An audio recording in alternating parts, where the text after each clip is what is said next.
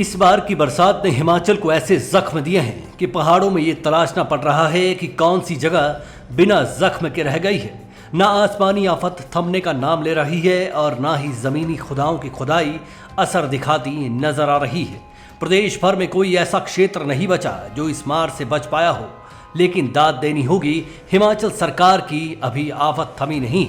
आफत में हुए जानी माली नुकसान का कोई फिक्स आंकड़ा अभी सामने नहीं आया है, लेकिन सरकार ने ऐलान कर दिया है कि 4000 करोड़ रुपए का नुकसान प्रदेश को हुआ है। सवाल उठता है कि कई इलाकों में स्थानीय लोग भी सामने नहीं आ पा रहे। उन्हीं इलाकों के नुकसान आकलन सरकार के किस एजेंसी ने कर लिया होगा। सिर्फ आज बुधवार और कल वीरवार तक मौसम कुछ हद तक खुले रहने के आसार हैं, लेकिन 14 और 15 जुलाई को फिर से बारिश का अलर्ट जारी विभाग की ओर से कर दिया गया है। लेकिन सियासत और नेताशाही कितनी अलर्ट है, इसका कोई पैमाना नजर नहीं आ रहा। प्रदेश में 7 राष्ट्रीय राजमार्गों के साथ 1239 सड़कें बंद पड़ी हैं। बिजली क्षेत्र की तो बिजली ऐसी गुल हुई है कि अब बिजली पैदा करने वाला हिमाचल भी 1100 मेगावाट बिजली बाहर से खरीद रहा है। निजी क्षेत्र तो दूर की बात, सरकारी हिस्से की बिजली में ही रोजाना 5 करोड़ रुपए का थप्पड़ पड़ रहा है। सिल्ट की मार पावर प्रोजेक्ट से पड़ने के साथ साथ प्रदेश की 4833 पेयजल आपूर्ति परियोजनाएं बुरी तरह से प्रभावित हो चुकी हैं। 2577 बिजली के ट्रांसफार्मर प्रदेश भर में बंद पड़े हुए हैं। प्रदेश में पुलों के बहने का सिलसिला रुक नहीं रहा। इस बरसात में प्रदेश के कृषि क्षेत्र को ही 83 करोड़ से ज्यादा की फसलें तबाह हो चुकी हैं। आधिकारिक तौर पर अभी तक अकेली ब्यास में ही 9 शव मिल चुके हैं और 3 की मौत विभिन्न वजहों से हुई है, जबकि 17,000 से ज्यादा पर्यटक प्रदेश के विभिन्न हिस्सों में फंसे हुए हैं। कुल्लू के सैंज में तो 40 दुकानें और 30 घरों का कोई अता पता ही नहीं चल रहा।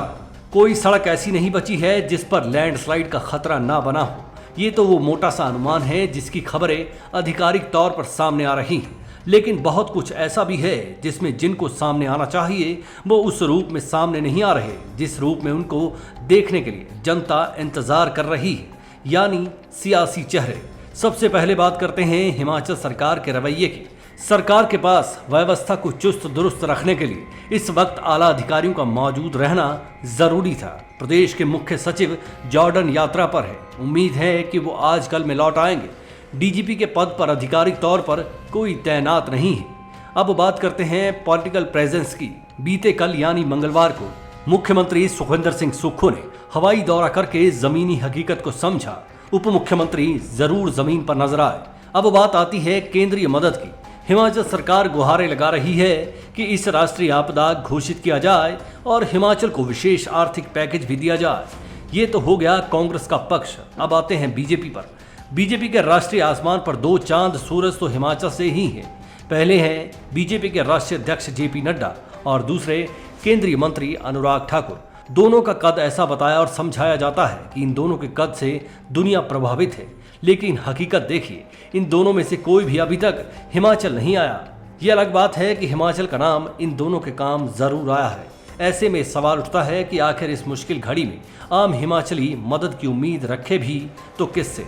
हिमाचल सरकार ने तो आकार में आते ही केंद्र सरकार को घुटनों पर लाने के लिए इतनी खुन्नसें पैदा कर ली हैं कि मानो केंद्र सरकार को उसकी जरूरत हो, ना कि हिमाचल सरकार को केंद्र की जरूरत। सरकार ने आते ही वाटर सेस जैसे मुद्दों पर केंद्र सरकार को पानी पानी करने के लिए कोई कमी नहीं छोड़ी थी, लेकिन अब बड़ी कुदरत की मार का इलाज सिर्फ और सिर्फ केंद्र के पास ही है।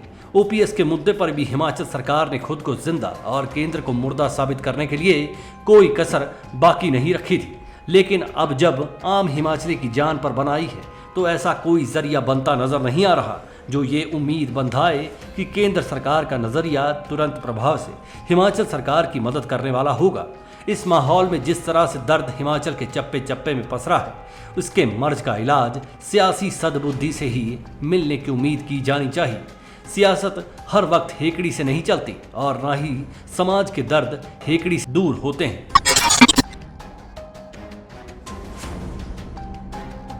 Manish Kaul, black and white news.